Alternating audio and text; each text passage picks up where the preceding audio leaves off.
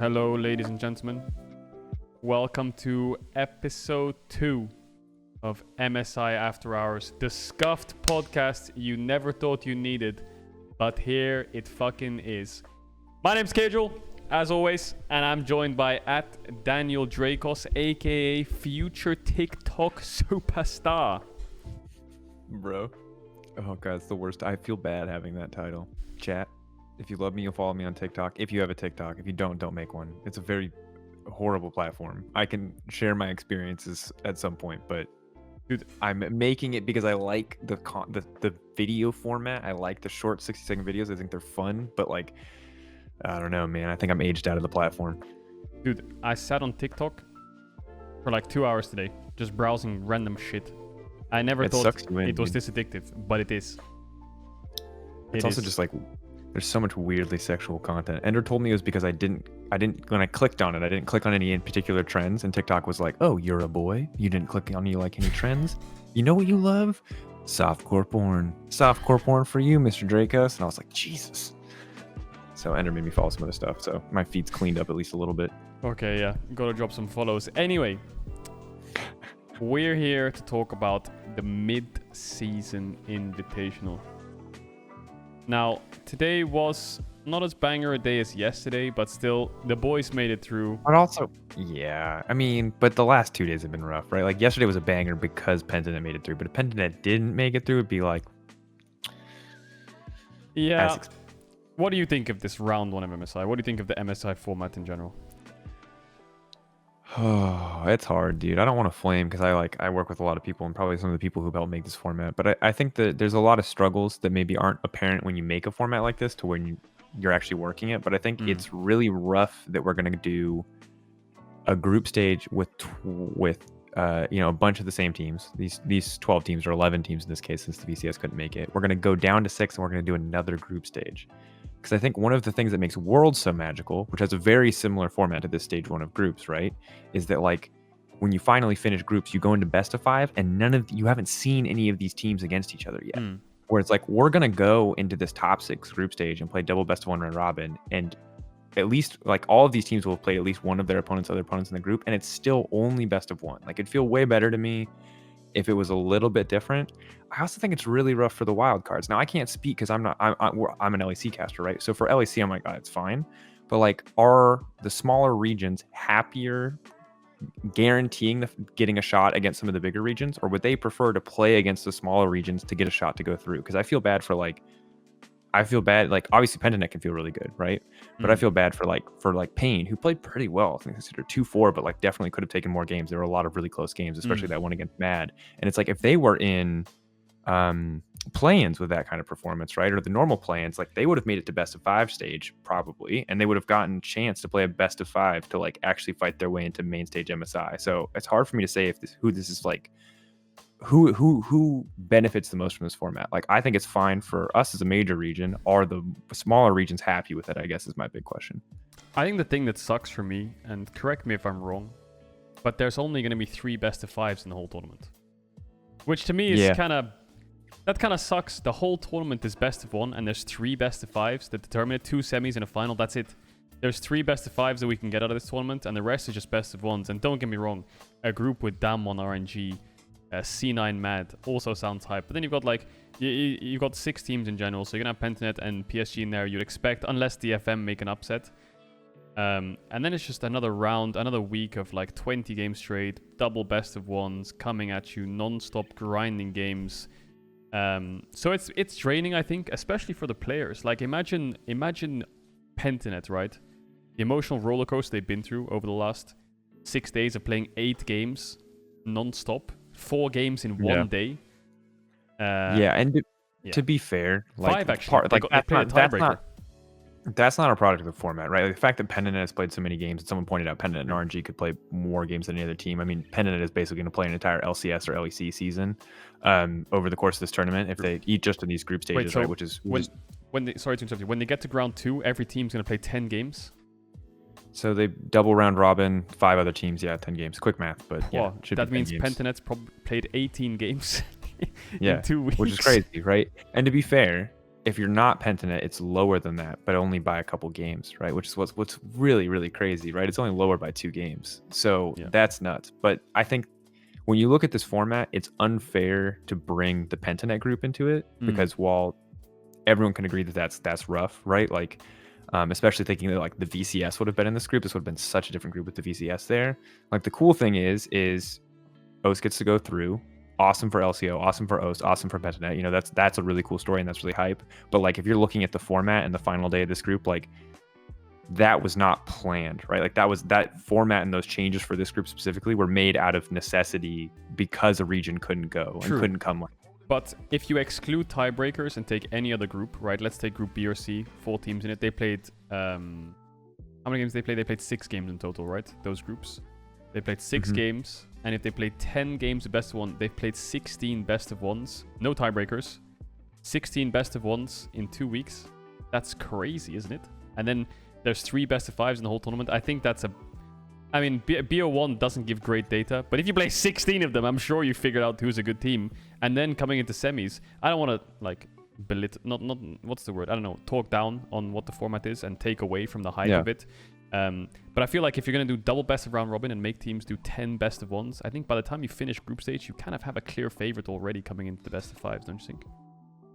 Yeah, I definitely think that like, and I don't know all the variables. So I definitely would say that I don't like best of 1 round robin group stage into best of 1 round robin group stage. I think the thing that made it nice about having plans is that you got some best of 5s to make it out of plans, and then it was back to best of 1, and then it was back to best of 5. But I think best of 1 round robin into best of 1 round robin feels bad, man. Like that feels rough. And like maybe, and this is entirely possible that we're just saying it because we're in the thick of it right now. Maybe we walk up next week in the Rumble stage in round 2 when it's like top teams against top teams and a lot of the the weaker regions are all kind of out of the tournament, and maybe we feel great about it. But right now I'm like, oh, another like so many best ones, many best ones.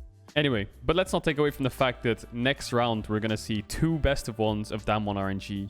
You'd expect 2 best of 1s of Mad Dam 1, C9 Dam 1 hopefully, Mad RNG, C9 RNG. Like there's a lot of games to be excited for. So a lot of those best of 1s will be really pog to watch. Sucks it's best of 1 and anything happen, but you never know. Like the West could definitely take games off of the East when it comes to the best of 1 format. So that's kind of cool to look at.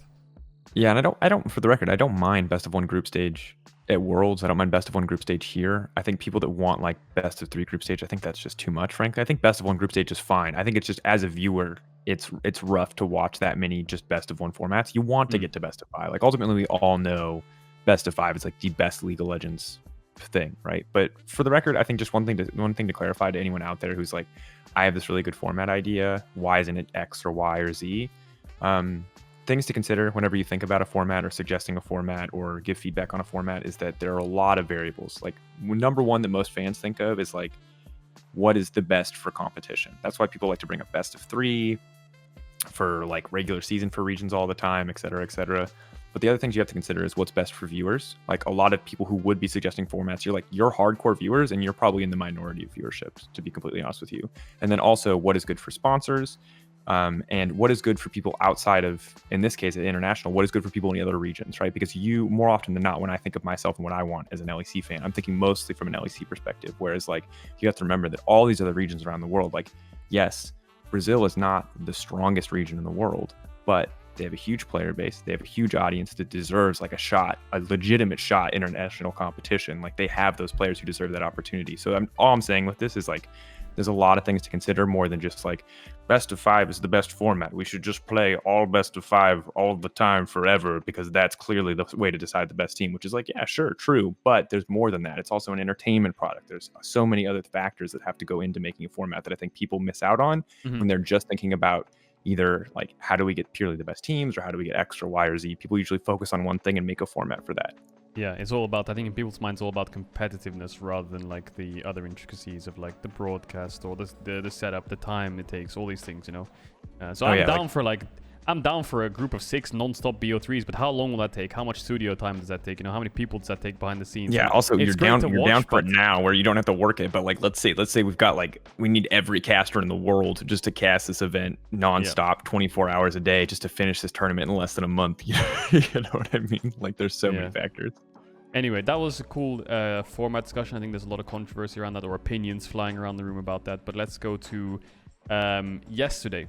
Pentanet upset. We'll do a quick touch on yesterday because I don't think we did an episode yesterday. We're going to do an episode tonight and tomorrow, hopefully.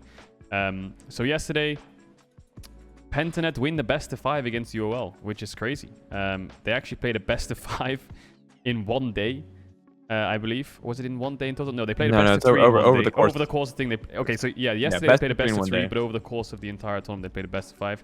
Pentanet beat the LCL. LCO is better than the LCL. Now that stings a tiny bit. Why? Because I know that the LCL scrims European teams a lot. And that's a really good benefactor for them. I don't know who the LCO scrims other than each other. I don't think they would get scrims with Asian teams. Like in terms of like they can't.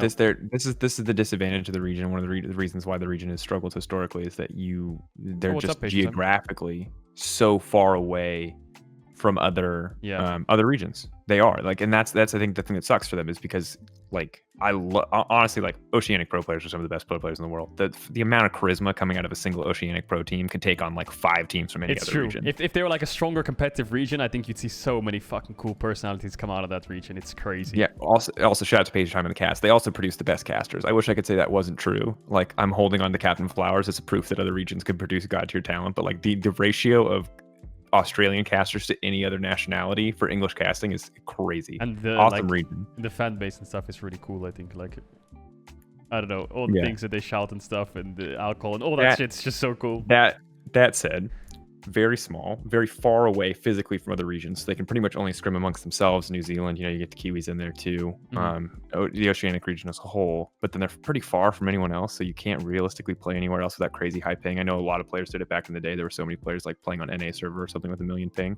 So it's rough because like ultimately they're gonna have a small player base. It's gonna be hard for them to get good practice. You saw the thread on Reddit probably where Pablo talked about they just played solo queue. They didn't really get a chance to scrim until they came here. So they are not regionally really set up for success, I think, especially with OPL being gone and LCO. Like pretty much everything systemically is stacked against this team. So the fact that they succeeded is actually so fucking cool. It's honestly. True. And I think that's a reason why LCL and TCL are so strong. Because I think if you actually took the regions and put them in a vacuum where they can only scrim themselves, they'd be slightly weaker than they are, similar to the LCO. But the difference is TCL and LCL teams can scrim EU teams, and the EU teams can scrim them. So it's like a trifecta where they can just kind of improve together, right? Whereas the LCO is just kind of on their own down there, scrimming each other, just brawl fights and scrims nonstop, I imagine. And that kind of sucks because it never really brings outside ideas from other regions where different metas or different playstyles or different strategies can evolve. And obviously the player base is a lot smaller, right? You think of EU West, all of the... I know there's EU Nordic East, but every single player on EU Nordic East plays on EU West. And if they play on EU Nordic East, it's to get higher elo and take a screenshot. I'm sure of it. I said it. There it is. EU Nordic East is easier. If you play on that region, you're either a casual player, which is fine. You get lower ping. Or if you're a very competitive player, you get high elo and take a screenshot. And that's a fact. And you play on the US anyway. So, I mean, okay, fair. I mean, you know better than I do, bro. You've apparently got the experience to back that up. Yeah, so that's why I think that obviously the player base as well and the different regions scrimming each other is why the 3 regions are actually pretty considered strong, especially the LCL and TCL when it comes to the minor regions, let's say. But that's ironic because both of them got knocked out.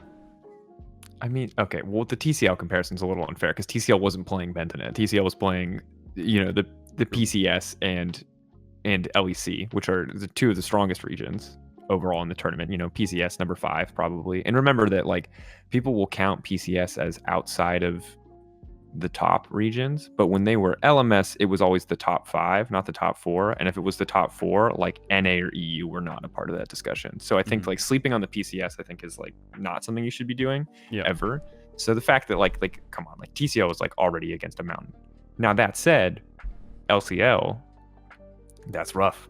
But Pentanet showed up clutch. I feel really bad for Lodic, I think, on that team, who was like doing. She came out and did an interview and talked about how he's like doing his master's thesis at the same time, which is like, obviously, like I would ask a professor for an extension or whatever. I've never done a thesis. I didn't go to college. So however this works, chat, you can enlighten me. I would ask for an extension or a break maybe before completing my master's thesis, not try to do it at the same time as an international tournament. But if I had to, that sounds like the most miserable experience on the face of the freaking planet. I think I would die. So Solo shout queue, out to Loaded for scrims, surviving. Competitive travel and doing that. That's pretty nuts. But yeah, Pentanet worked out for them. I don't know what changed. Maybe they just all looked at each other in the eyes and said, guys, let's just fucking give it everything. Karthus Lee Sin is what changed. But I think Karthus. Yeah, I think their drafts were really good. Like, honestly, in best of ones, playing things like Karthus, Zed, Nidalee, these kind of things are actually really good because they're off meta in a sense where Karthus not being picked much. But mate, if that Karthus gets 1 or 2 kills in the early game, you're fucking sweating. Trust me, I've played against this shit. Karthus, when it's not meta, is always scary because it gets picks in jungle, it clears really quick, it's hard to punish, and unless it got banned out like fuck as well, so we didn't have many options left. I think Kha'Zix was probably the worst option, to be honest. I think that matchup is kind of unplayable. Well, not unplayable. The Karthus just clears way faster and takes exhaust, so you can't win 1v1. But my point being, playing these champs, which are you haven't scrimmed against, and you go on stage, and Karthus presses R and gets a double kill 1 time in the early game or something like this, you're sweating for your life. It's so stressful. So yeah, I really like the strats they did. I really like the interview as well when they're like, yeah, we played Zed once this year. We smurfed it in scrims. And it looked pretty fucking good, so we just locked it in. Was it? And Pastry still here. Pastry had the best tweet, which is like, Pablo simultaneously managed to sound like the smartest and dumbest human alive in any given interview. And I was like, that's true. When he's like, yeah, we got tired of dying to 420 Weeaboo Slayer or whatever, I was like, what? Yeah. Like, if you hadn't just won, this would be like the worst context of all time. But hey. And you look at the coaches' draft books, you have one team, like the LCL, with like 1,000 drafts scrolling through the pages, you know? And then you just look at the LCO coaches' draft book and it's just a smiley face. No prep, it's just a smile, for example. Dude, let's just have a happy draft. That's what they said. It's an LS tier list, is what we learned. He literally quoted the LS tier list, respect to Pabu. He's like, what's on the tier list? Yeah, just fucking send it, dude. That's what they kept saying. I love it. Yeah, just I love it. Brother. So I'm really excited to see Pentanet in the round 2. I'm happy for them. I will say, sorry if you're a Pentanet fan out there, I will say in round 2, I think they're going to get slightly... they're going to get destroyed. They're going to get fucked, yeah. No. It's unfair. It's unfair. I think it's unfair to set unreasonable expectations for fans. I think they're going to get destroyed. Every game they take is an upset, and I would be really happy for every game that they take. But let's put the expectations so low that if they win a game, we can lose our fucking minds. Like, they take down one or something. Yeah, we should. And I don't even think that's like so. I don't think we're undercutting them by saying that. Like, they were up against a mountain to make it out of this group. They managed to do that. And now, like, if that was like Everest, this is like Mars. Like, they have to get to Mars in a single game. You know what I mean? Like, and this they have grappling hooks. insanely hard. Fuck. Yeah. How are we going to work this one out, boys? And like, I want them to win games. Don't get me wrong. I hope that they win games. But I think if people are like, they've got this easy, you know, I think you're trolling. And I think then you're taking away from when they do upset how cool that will actually be if they manage to get unless those it's games. Mad Lions. That's gonna suck. Anyway, cool. Yeah, yesterday was great to watch. I will admit a couple of the games were a bit boring because RNG was literally just stomping everyone in that group. I want to know what their average game time was. It can't be over 22 minutes. Like, this is the problem, right? And this is why a lot of people opted not, like a lot of the people who were not co-streaming but live viewing, I guess, opted not to stream that day, is that it's like that group just felt decided from the start of the day. So the fact that it wasn't decided was super, super cool, but that didn't make 50% of, you know, like, there was a lot of boring games because they were so decided. Like, the thing that made that day interesting ultimately was Pentanets showing up and taking down LCL. But RNG's games, as good as RNG is, weren't very hyped because it was, unless you're a big RNG fan, it was just RNG punching down for like 8 hours straight. And Xiaohu going mid, dude. Xiaohu mid was actually fucking lit. Like, that guy just roamed bot 10 times and got five kills, and he was still up in CS. I don't know what was going on there. Dude, that was brutal. I think Azael had the good take though on that one where he talked about, like, I think it's kind of disrespectful to shove Xiaohu in, and if RNG had lost, I think that would have felt like the biggest BM move of all time. But the thing is RNG were so far ahead that ultimately it wasn't consequential. RNG just turns out Xiaohu, you know, has some experience playing mid and got to pop off. Mm-hmm. Who would have thought the man could play mid lane? Multi-role talent. Who knew? Multi-role talent. Actually, we've been talking about this. Mid lane role swap team. So we got Xiaohu, Caps, Perks, a mid lane role swap to support Huhi. Oh, they need a jungler? I wonder what mid laner role swapped from mid to jungle. Yep, that's right. Ambition is in the jungle. Anyway, day 2. I thought you were going to say you, and I was going to say Ambition. Dude, I fucking wish. Anyway, today... Maybe speaking of multi-role talent, maybe there's another name at that list in summer. You guys thinking who I'm thinking? There's a certain European who might be a multi-role talent.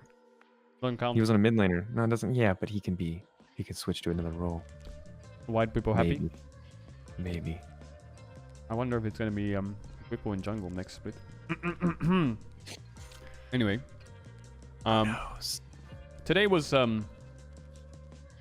interesting. It felt like I wanted more out of this group, but I think from the start it was clear favorites. I will be honest, the TCL disappointed me a little bit. I thought the TCL would be a lot more competitive than they were. And I think their scoreline doesn't really reflect their games. 1-5 is a bit unfair to them. They had games where, I mean, they beat Mad Lions. I think against Pain Gaming, they were winning the game. They threw... I think there was a couple of games that they could have won, but they didn't. But still, it was disappointing from the TCL nonetheless. And Pain Gaming, yeah, they also didn't really show up too much. Let me know how you feel, but I feel like this was... In terms of actually closing out games, this was like by far the sloppiest group. Yeah. Because like outside of that first Mad win, and maybe actually I think the probably two of the cleanest games that we saw in this entire group were Mad versus PSG, which is crazy to me because they're in theory the two strongest teams. But like even all the other Mad wins, pretty much every other Mad win was like low key, like pretty rough. Like, yeah, a lot of the early games were good. Yeah, they got a lot of early leads, but then like the leads stopped in their tracks and they like threw at least once or twice. Like by all means, they should have lost to Pain. So this was a really sloppy group. Like everybody, nothing went to expectations because I don't feel like anyone could close a game. Yeah, I think this was, the page time saying this was the most competitive group so far. I think it will be the most competitive group of MSI. I think Group C, the Damwon group, the only competitiveness will be between C9 and DFM, whereas this group, it was like Pain almost beat Mad. Wildcats did beat Mad, but then they finished last. Mad stomped PSG. PSG stomped everyone else. You know, it was a weird group. I think we expected Mad PSG to come out. I think those are, definitely the two most competitive teams coming into the second Rumble. What is there to say here? Yeah, Mad Lions have a lot of things to clean up. Their early games are clean, but their mid games are shaky. But when their early games are not clean, their mid game is very clean. I wonder if that's because when they're ahead, they're a bit more overconfident, let's say. And when they're behind, they're a lot more reserved and by the books. I wonder if that's the case. Obviously, that's a very theoretical thing to say. When you're playing the game, you never really consciously think about these things, but there's just subconscious kind of playstyles, I think. I don't know. But I don't know what to do. It's hard to read into it. Only like 2 or 3 games, so. It's also, I think, the interviews kind of came out with Mad, and it's always hard to know how to... It's kind of one of those, I hate these intangibles, right? Because you would love to be able to say, like, oh, this is clearly the problem for Mad, and I think Mad do have issues. But you've also got interviews coming out with their players saying, like, honestly, like, we messed around a lot. We got bored or whatever, and we griefed it a little bit. And it's like, I'm skeptical, but at the same time, I can kind of get it where it's like, you feel like your favorites in your group. You feel confident you're going to win these games. You troll it a bit. And I would say that if that is the case, I expect a lot more serious version of Mad to come through and show up in round 2 in the Rumble stage. But like, I don't know, man. I'm definitely like, I think if this was like, let's say for example, 2019 MSI, right? I think I'd be sweating a lot more for Mad as an EU representative based on the performance that we've seen. Not that they would have gone through plans in that case, but just like bear with me here. It's hypothetical, right? Like, but I think that from what we've seen in the tournament, RNG 8-0 obviously super clean, but even then, like RNG had a lot of like random deaths in their games. I'm like, I don't feel like anyone is playing League of Legends to the degree where I'm like, that team is unbeatable. You know what I mean? Like this feels like a tournament where anyone can win, not because everyone is cracked, but because like no one is playing like above and beyond the best League of Legends of their career. I would agree, especially seeing as DFM almost beat Damwon. If Damwon handily stomped DFM, I would disagree and say Damwon looks unbeatable, but Damwon were at an inch from losing to DFM, which is really surprising. But I think that's so sad. Oh my god, I wish I wish DFM had won because that's like so same for the LJL. That's like everything. But for Damwon, it's like whoop, fucked. By the way, if DFM beat Damwon, C9 would be fucked. Like seriously. Imagine they took a game off the and then they beat Infinity as well, and there are 3 wins, and C9 only has 1. You know, I don't know. It would be horror. Anyway, I think that the interesting thing now that 2 groups are finished, I think there's a clear top 3. Obviously, I think that RNG, Mad, and Damwon are the clear top 3 right now. C9 and DFM are yet to be decided, and then after that you've got PSG, who I think slot in around the DFM C9 level. at like a tier below Mad, Damwon, RNG in my eyes, and then there's Pentanet, I think.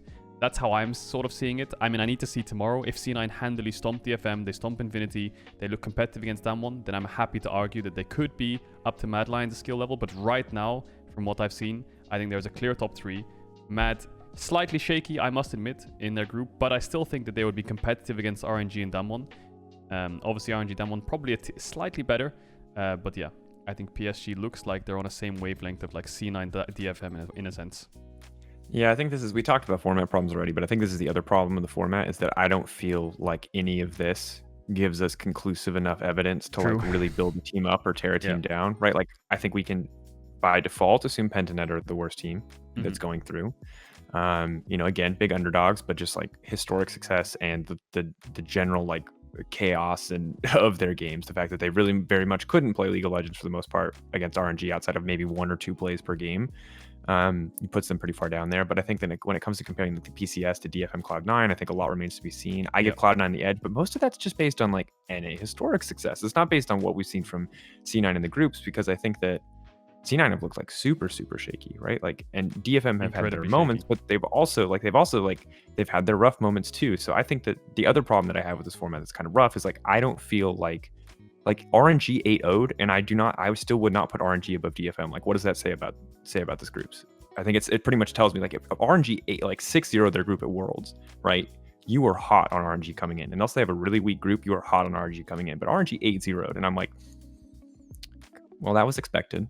If they 7-1'd, okay. If they 6-2'd, okay. If they 5-3'd, oh, I'm sweating. But like most results that RNG can get, like at this level of dominance, don't instill a ton of faith or take a ton away from them. And I think that that's kind of the problem I have with this group stage. I don't think it like redefines tier lists unless someone completely bombs out. But if teams play as expected, it doesn't really change anything. Yeah, I have to admit RNG's group was like, I mean, you could see it from the games. It was a bit unfair. Like, it was guaranteed they were getting out of that group from the first game we saw, It was like, okay, this is just going to be an 8-0 whitewash, like a bit resident sleeper. But it's nice to see that they're looking so strong, because then you have like the question of Damwon and RNG. Like, who's better?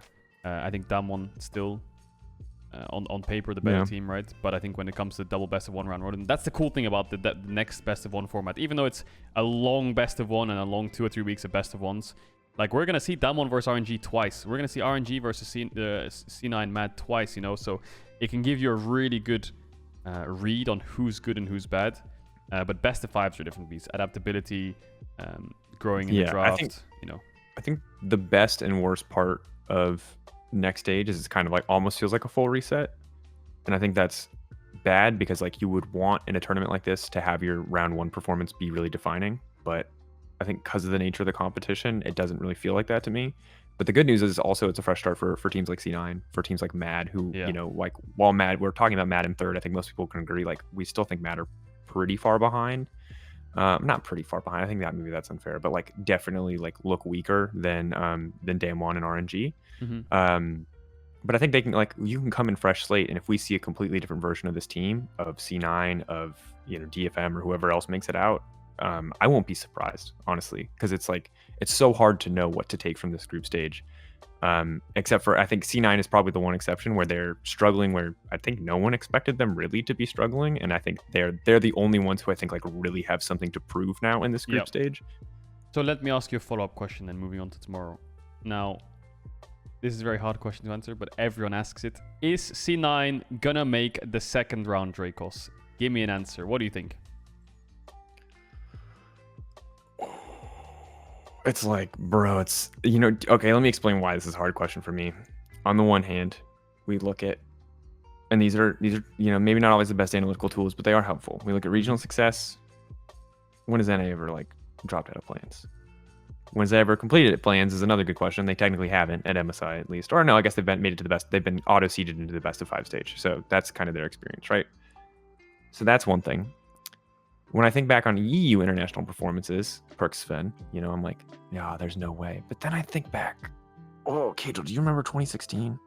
I wasn't even born. Do you remember 2016? What happened? Well, Perks in 2016, before Sven joined the roster, that was the start of the vacation memes. And then there was that tournament. We don't talk about it. It's that one where H2K went to semifinals, which counts. For any EU fans asking, it does count. We did make a semifinals in 2016. But there was a team, our favorite team, our best team, that kind of got knocked out in groups to an LCL team called Albus Nox Luna. I don't know if anyone remembers that. And so that's kind of always in the back of my head whenever I'm like, there's no way that Perks gets knocked out in groups. And then I get that flashback. Oh, Sven Perks and International.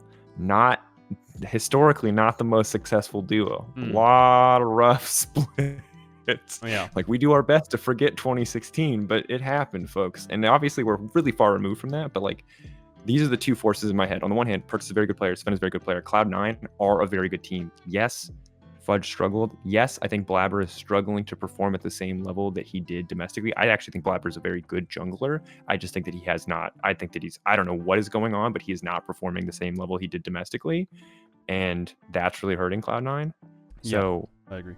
In my head, there's the fear of kind of like history repeating itself with some of these players and some of these names, which is probably unfair to put that baggage onto a new lineup. And on the other side, I have the fact that this team is on paper really, really good, even if they haven't shown it so far. So I will say, in spirit of our European brothers, Mithy, Sven, and Perks, I think that they're going to do it. They're going to do it? How funny would it be if Infinity just make it, you know? Everyone's like C9 DFM and Infinity straight to round 2. That would be really funny. But you're right. I think there's still a lot to come from this roster of C9. But because we're a duo Drakos, and because this podcast is never wrong, I'll say DFM's going to make it through. Now cut the clip there, okay? I'm saying DFM's going to go through so that if anyone ever asks, we got it right, okay? You said C9, I said DFM, so no matter what, we got it right. Okay, now wait, did we get the Crepo gank, by the way? Crepo hit us with a host. Much love, Crepo. Shout out to Crepo. Shout out to Crepo. Miss you, man. Much love. But yeah, I think C9 should make it out. If they don't make it out, this is considered a massive failure for LCS in general. This is an incredible failure for NA if they don't make it out of this group. Agreed? Yeah. Oh, I mean, 100%. This is a catastrophic to the region as a whole. I think that what do you need to take away from this if you're NA? I think that when you look at this roster, if this team fails, the context of how it fails is really important. And I think that the thing that most people are seeing, and I think it's fair criticism, is that both Fudge and Blabber are really struggling on stage, right? The bot lane's been pretty solid. Vulcan, surprisingly, one of the more experienced members on this team. Easy to forget, but he did have that experience with Clutch Gaming. The Worlds tournament where I fell in love with him the moment he picked Hail of Blades Bard. I was like, this guy fucks. Want more of him on NA stages. Like, that's domestic talent, baby. But yeah, I think Blabber and Fudge have been struggling. You know what I mean? And Fudge has had really good growth in his career so far. But like, if EU bomb out, or if NA bombs out completely, like, it is rough for Cloud9, it is rough for NA. But if it's mostly because two players really struggled to perform on an international stage, like, I think you can forgive it. Will people? No, probably not. And I can understand why you wouldn't, but like, ultimately, you have young players. It's a high pressure environment. Most of these guys have been playing online for the past like 2 years, right? Like, how much actual stage experience do any of these players have, you know, recently? So it's like, I would give them a pass. I think NA fans wouldn't, but it's really easy because I honestly, if Mad bombed out, I'd be fucking furious. So like, it's really easy for me to give C9 a pass because it's not like, yes, I am North American, but it's like, it's not my region, right? I'm LEC diehard. So it's like easy for me to let NA's feelings go because I'm like, I didn't expect anything from you. So maybe it's harder if you're an NA fan. Yeah, I think if I'm C9, or if I'm the coaching staff of C9, it's 3 best of 1s. That's all that's left, right? And I think consistency is key, because on paper, you are better than the other 2 teams in this group, barring them one. On paper, with Perks, with Sven, with MVP Blabber, Vulcan, on paper, your lineup's better. So, I think consistency is key. I would put Fudge on weak side more, because all 3 games I saw them play so far, they've lost every single Herald, and they got the first streak every single time, right? So, if you lose Herald, and you're putting Fudge on a carry champ, the Herald went top all 3 games, and he lost his top tower in the first 12 minutes of the game, every single game, because Blabber doesn't play top side, he plays bot side. So why are you putting him on Renekton and GP and stuff? Like, just put this guy on a fucking tank. Like, it's not that Fudge is bad, it's just the way they're playing the game. Put him on a tank, let him just soak up the ganks, let him soak up, if you want to drop Heralds, go ahead. And then just play bot side. Keep playing bot side. Sven and Vulcan are winning lanes. Looks great. Perks is stomping mid and he's able to move on his own. Great. Blabber. Play for yourself. Be selfish. Put Fudge on a weak side champ. And then just play to your bot side. Get the dragon stacking and win team fights. But putting him on like Renekton and then playing bot side and letting him get Dove, Jace, letting him go. Like, what's the point? Yeah, I mean, ultimately, I think that this is like, there's a point in any tournament, in any split, in any season, whatever, where you can be like, this is how we're going to draft for how we want to play. And then there's a point where you need to go, okay, we're going to draft for like what works. We're going to draft for what works for our players. Fuck where they want to grow. Fuck where they want to be. We're going to draft for where they are right now. And I think that's how C9 need to draft. And I'm inclined to agree with you. I think the tankier options are better. And just putting like fully accepting weak side and just whatever comes with that. That said, I don't know. Like, we'll see what I just like. Oftentimes, when these teams are back against the wall, usually they, like, in my experience, they dig deep, they find one or two strategies that work, and they just spam that. And is that going to take them super far in the tournament? Maybe not. But as long as you get to the next stage, like, that's all that matters to me. On a side note, a lot of people are like, oh, performance issues, but like Elyoya's in the same boat. Like, yeah, Elyoya's in the same boat, but Elyoya's like a 1 in a million, guys. Like, literally, like, other people on the Mad Lions team last year really struggled at World Internationally, like really failed to show up, like really underperformed on a high pressure stage. Elyoya is an oddity. The fact that Elyoya seems completely and totally unfazed by any high pressure situation is a skill and ability within itself that deserves to be recognized. It should not be what you expect from every single player, because like I have just casting. I have almost choked in so many casts, like just being on a big stage in front of a crowd like that. Like, I cannot even imagine what it means when your actual performance, like, if I fuck up one word, y'all forget in like 2 minutes. If Elyoya flashes into a wall, like, you remember that for the rest of his fucking career. Like, you're gonna bring that up when he runs it down or he misses a smite. Like, I have to say, literally, H2K, that was fucking beautiful for it to like be a high. Like, I really have to grief it. Or do very well for it to be a highlight clip. Like, it takes very little for everyone to like. That blabber scuttlecrap play is gonna okay, good one, guys. Yeah, Caedrel cancelling Miles Harold as well. Yeah, and when I said perk stomping mid, I meant get him on a priority mid, right? Get him a pushing mid. He looks a lot more comfortable when he can actually push in enemy mid laner and then actually move around the map. But you're right, Elyoya is 1 in a million, and I think that's something Elyoya said. I saw it on Reddit this morning. I think it was an interview where I think it was Elyoya who said teams overhype rookies, and the reason they overhype rookies is because rookies are getting pumped and dumped right now in Europe, right? You look at teams like Vitality, they come in for a split. The coaches expect them to just be like the next Caps, and then they bomb out. Oh, you're kicked, and then just replace them with someone else, and their cycle continues, right? I think there's this overhype of rookies. Even in XL, you can see it as well. And you can look at Caps when he first joined Fnatic. He wasn't amazing. He wasn't the Caps of G2 era, right? Or the Caps of the Fnatic domination era. The first year of Caps was really shaky. Yes, he had a good couple solo kills here and there on perks on his debut, I believe it was. But still, very shaky. And it took a couple of time to like thin out the edges, whatever the saying is, and then he got really good. But this over-tunneling on rookies, like, I think I ranted about this a little bit earlier on, where people were saying like, oh yeah, Ben Chillisang and get a rookie. Dude, this guy was the best support at Worlds last year, arguably. He won every single bot lane with upset this split. This guy is fucking goated support in Europe, top 3, top 4 in his role. Yes, he was very, very shaky a couple times, a couple splits. But that guy shows up in international events. You know what rookies do sometimes? Rookies shit the fucking bed. And that's why Elyoya is 1 in a million. Because that guy is not shitting the fucking bed. That guy is smurfing out of his mind. He's played really, really great, I think. A couple mistakes here and there in today's games, but that guy is really... I mean, that guy's so impressive. From EU Masters group stage dropout to winning LEC in a split to going to MSI and showing the fuck up, that's 1 in a million rookie.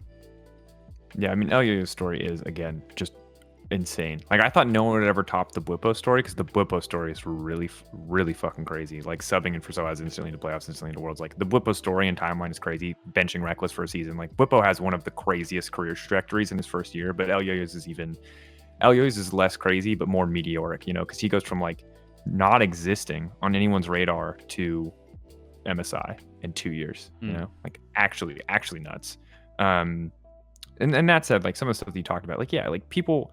I think the issue is that, like, one, the public doesn't get to see behind the scenes when it comes to talent development. And you have more experiences than I do, because I also don't get to see a lot behind the scenes. Like, I went to the Schalke house, yes, but even in the context of going to the Schalke house, players are very different when there's like a camera on them, and they act very different. And you don't get to see, like, the only way to see that stuff is to be there every moment of the day when the cameras aren't on, to see what a team is like, to see how a team development develops. But what I will say is, like, there are a lot of circumstances where, yeah, teams grab a rookie, they have a bad split and they dump immediately. There's some splits where, like, Vitality, where they've like really, really doubled and tripled down on the same rookies that were underperforming, and it makes you wonder, like, okay, but why are you still investing in these players, you know? And that's the that's the struggle. Is I don't know enough ultimately to tell you whether teams are holding on too long or not holding on long enough with these rookies. But what I will say is that like I feel like anytime a team advertises, it's mostly the issue to me is that like teams over advertise. It's like we're investing in rookie talent. And they're like really trying to sell you on their like development. This and that.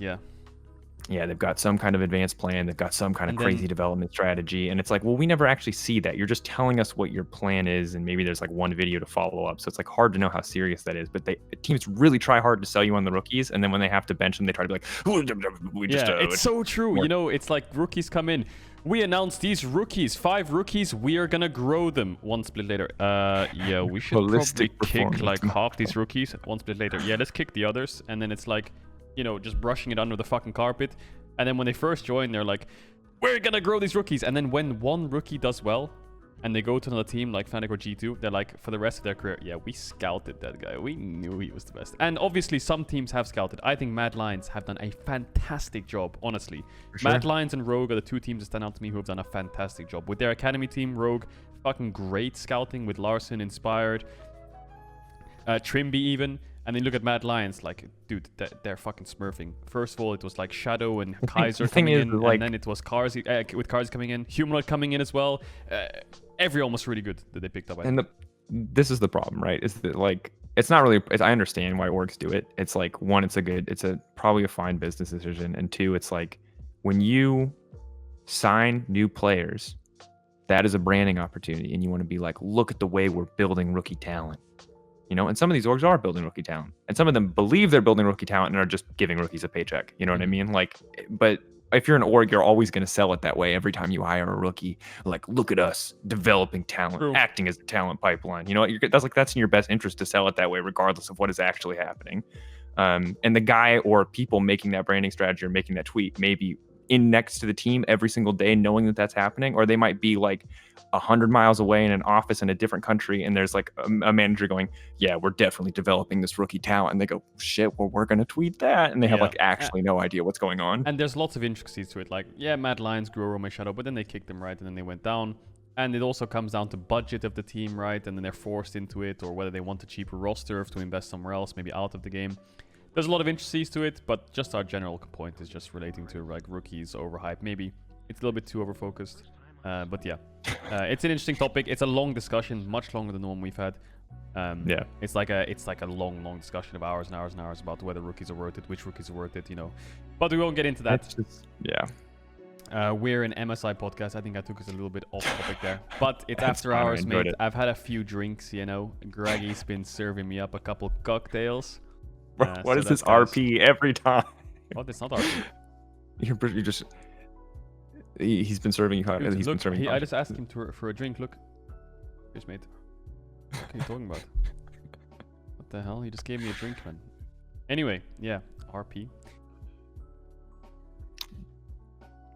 All right, man. I'm not sure how to follow up on that. Anyway, let's talk a little bit more about this group. Obviously, only 3 groups. So this is the final group to play.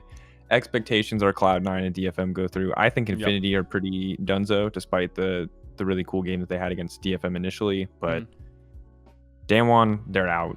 Their games are going to be cool. Let's hope that Cloud9 can get a win against them. I'm excited for Cloud9 Damwon first game of the day tomorrow. That'll set a lot of expectations for this group already. That's going to be correct. Actually, hold on, wait. I think Medic is casting that. So big shout out to Medic, guys. If you Medic is always the biggest homie when it comes to shouting us out and shouting other casters out. He's really good like that. So make sure tomorrow, I'm gonna make a tweet, but make sure if you're here watching this show now that you give Medic and Vedi, I believe, who are casting tomorrow for start of day, give them loads big of props. Give them that, because that, like, if you come in on a casting day with all that love behind you, it's like impossible. I swear to God, it's impossible to fail. So big ups to Medic. Medic is the homie. Vedi. Absolutely popping. But yeah, that game will be really exciting. If C9 can put up a fight, then I think that'll be a really good confidence boost for them for the rest of the day. The way I think Damwon, you handle Damwon and how DFM handled Damwon, you have mid push. You have an even or winning jungle matchup. Top matchup doesn't matter too much, as long as it's contested, and play towards bot side. I think this is the way that DFM, or the way C9 should play against Damwon.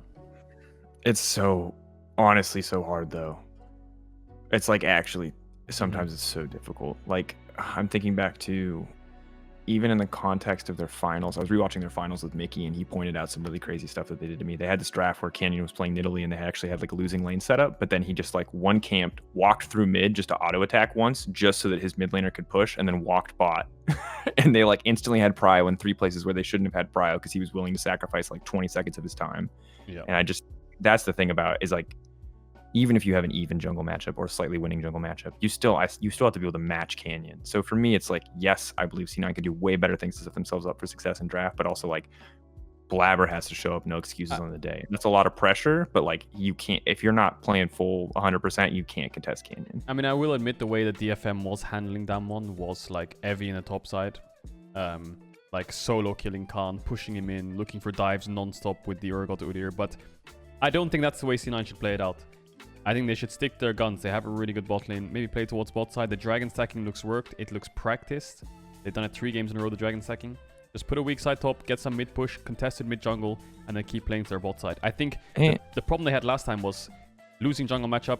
Mid was getting pushed in. Yes, bot was winning, but they could never push with their winning lane. And top was getting kind of like, not dumpstered, but getting perma pushed in a counter pick, which is not what you want. If he was on a tank, he would be more useful in the first place, right? So at least he can force something, you know? Yeah, and I think, excuse me, I think for me, like, fuck it, play for Drakes. I think you're right. I think it is a simple strategy. The other thing that I love about that's so funny is it plays right into like the Ghost interview clip that came out where he's like, I hate this server. They just play for dragons. They turn their brains off and they play for dragons. And it's like, Cloud9, give them the EUS treatment. Just play for dragons. Just ruin Ghost's day. Just tilt that man off the face of the planet. Yeah. I saw him in the finals. And in another best of 5, he wandered for some reason to try to gank Elena's Senna. No one knows why. He died for it. Like, if you tilt him, he will show up and you can kill him. I'm not saying it's a good strategy. I'm just saying it's an option. Yeah. Yeah, I don't know. C9 have a tough task ahead of them tomorrow. The opening game is always going to be hype. I think that's the most hype game of the best of ones in the first round. Damwon C9, obviously. So I'm sure you guys will be excited for that game. And then after that game, it just kind of goes into a slugfest of Infinity playing 2 games in a row, and then C9 DFM, which I think is the second most important game, right? I think C9 Damwon's an important game, but I think C9 DFM is the most important game. It's at 6 p.m. It's the 3rd game, I think. No, the 4th game. The fourth game. Sorry, I'm eating because I'm starving, but I got a little bit of hiccups. Because the 4th and 5th game are the games you need to keep your eye on. No, the 4th, 5th, and the 6th game are definitely the important games when it comes to like standings, because you have C9 DFM, which is really important. DFM versus Damwon, the rematch, which could be an upset. And then Gillette Infinity versus Cloud9. Now, that game depends on the current score of Cloud9 and DFM, right? But that's definitely an interesting game to keep your eye on. But then, like, the banger game, obviously, is C9 Damwon, dude. C9 Damwon is a banger. I'm really glad Medivetti are going to be on that one. Yeah. Actually, let me double check before I sell you this on this too much. Yeah, they are. I don't know if... Yeah. Hell yeah. Medivetti time. We've been waiting. Can we do some questions from the chat? Yeah, let's do chat questions so we can wrap up. What do you got? Make sure you tag at Caedrel and at Drakos Cast is my Twitch name, I think. Yeah, Drakos Cast, because then I can see it in chat too. Very Caedrel's all we need. Well, you won't get me tomorrow, but you'll get very many, so you're in good hands. How do you think your cast went today? I think our cast today was like average, maybe slightly below average. I think it was the greatest cast, but I think the games were... There was not really any stakes in the game, so it was hard to like push for tension and hype. I mean, the games were slugfest, so we could always scream, but I don't think that's like natural hype. It's just, you know.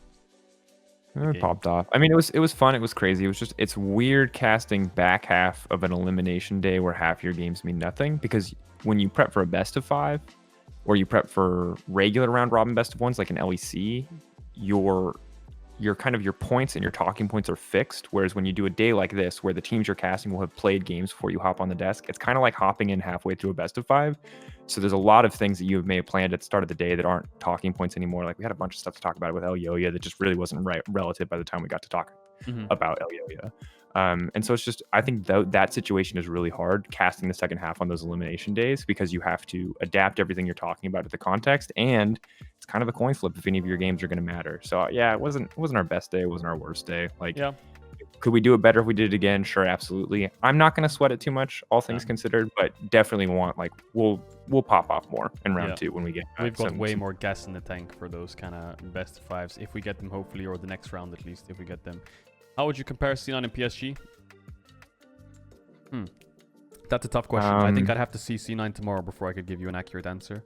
But right now, PSG, I wouldn't say they're better than C9. I think that they would, for me, after seeing 6 games from PSG and 3 games from C9, I think that they're pretty even.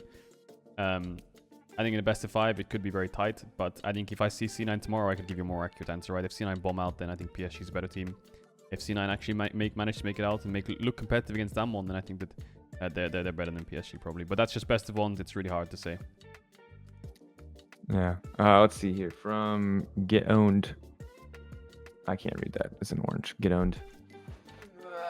Beach. I'm going blind, guys. I need glasses.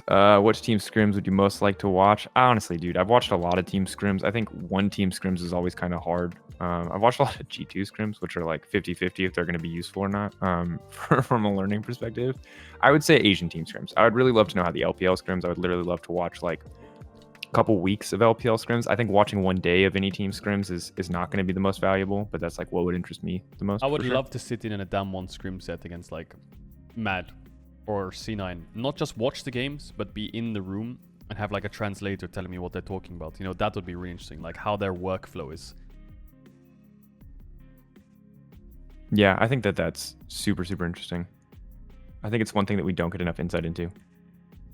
How do you think Wei matches up to Canyon? Well, Canyon said in an interview, the only jungler he's got his eye on this tournament right now is Wei.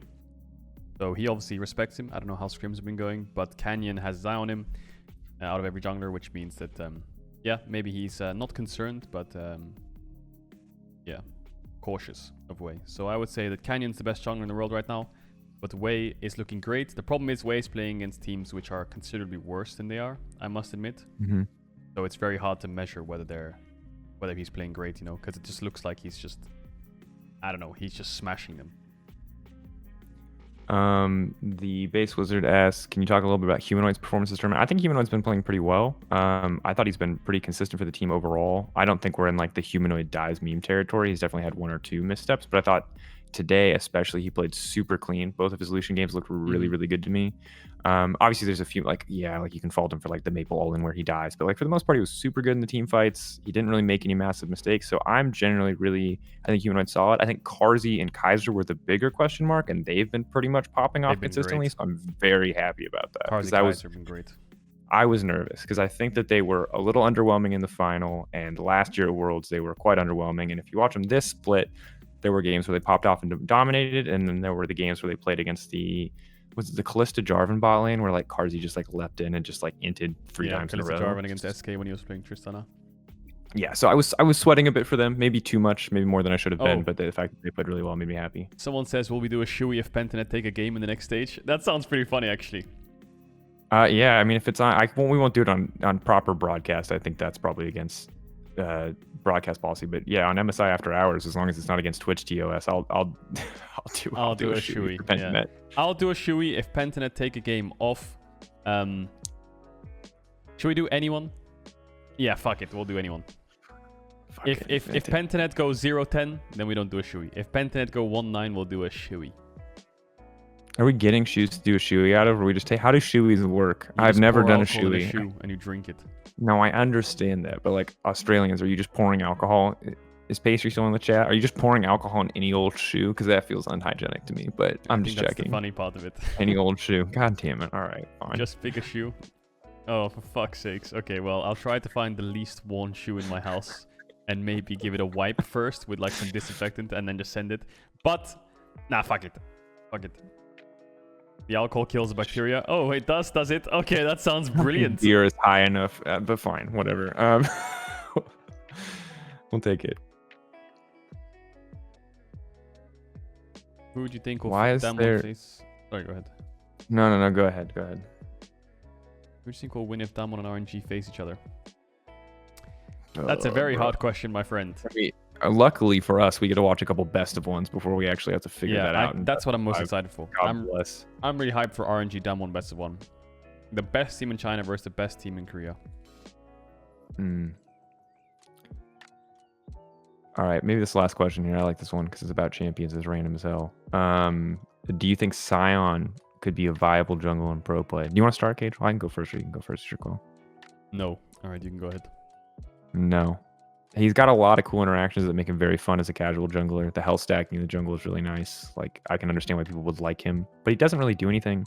His ganks are super trash. Half the reason that I think the character feels so good in top lane is because like enemies have to come to the wave, and if you're queuing across the entire wave, they have to pick between eating the queue or backing away. And when you're a jungler and you have to wander into lane, it's like there's literally no incentive for them to walk anywhere near you ever. Outside of maybe fighting for Scuttle Crab. So you're decreasing the amount of time where people actually need to come fight you on your terms, which is like the only reason I think Sion is a solid laner. Yeah, and you have to go full AD to make it work kind of in jungle for fast clear speed. But yeah. Someone says, Caedrel Drakos, is it hard to fill time during pauses on stage? Depends. Yeah, it depends on the pause. Depends if it's like how long into the game it is. Also depends on the context of the game, because like you don't. Sometimes you're absolutely like in the middle of an LEC season, like I don't care. Yeah, I'll go off the rails. You know what I mean? An MSI and a game that matters. It's like hard to know how off the rails you can go. Yeah, and the problem is you get really repetitive sometimes, right? If it's an early game pause, you always talk about draft, and it feels like sometimes I'm repeating my points. So then we try to zoom out and talk about stakes a little bit, more narrative focus points, and then maybe zoom out a little bit more and look at the entire group or the entire tournament. And then barring that, there's not really much you can go on unless you start repeating yourself or going really off topic. So that's when the fillers get a bit difficult, I think, for me. Yeah, I think in general it's not too bad, and I think the good news is takes it, right? Yeah, the desk usually takes it away from you before you get too crazy. I think it's a balancing act. Like you have to find a way to be entertaining without it getting to the point where people are like, Jesus Christ, like I want to be back in game. I'm not here to listen to the Caedrel Drakos stand-up power hour. Yeah. So I just think it's always like pauses feel, while it might not sound like it when you're listening to the fill content, they always feel like slightly high stakes because you really don't want to go too far in any one direction. But you also, if you don't make a decision to go in any one direction and you just sit in kind of like the middle, kind of professional, kind of laughing tone for too long, people get really bored. So it's the longer a pause goes, the more you have room to basically fuck it up. So that's kind of the pressure, I guess, of filling. Yeah, it's about keeping people's attention kind of, while also not being too repetitive. Because pauses can be boring for people. What's been your approach to improving as caster? I don't know, just soak up criticism like a sponge and listen to my boys on the LEC like Drakos, Vedi, oh yeah, dude, Medic, Ender. Give me all their feedback and I just soak it up. Yeah, dude, you just gotta be open. Getting good at anything is about looking at what you do with open eyes and being honest with yourself about what you're good and bad at. And if you don't know, asking for people who have more veteran opinions than you about what you're good and you're bad at. It's just being open to being self-critical and being, willing to grow. It's the same way you get better at League of Legends. Okay, I can't control what my 4 other Muppet teammates do. I can control what I do. You know what I mean? That's it. That's what you have agency over. It's a little different in casting because we're on a team and we're actually a team. So, when Caedrel griefs it, I can help Caedrel. When I grief it, Caedrel can help me. But same basic principle. We'll do a couple more quick questions. Do you think C9 is getting hurt by Rainover not being there? Is that having an impact on Blabber? Probably not. I would say no. I mean, mate, like you don't know. Like I think that's the problem, right? We don't know what Blabber does without like a ton of content showing exactly what he does. And even then, content is always going to sign him in the most favorable light. That's in the org's interest. So like, you can't know. I would assume no, like you would, Caedrel, but ultimately we don't know. Like, how is it at this point? It's like COVID. How is a Skype call any different than what he's been used to this season? Like, how different is that really? I don't know.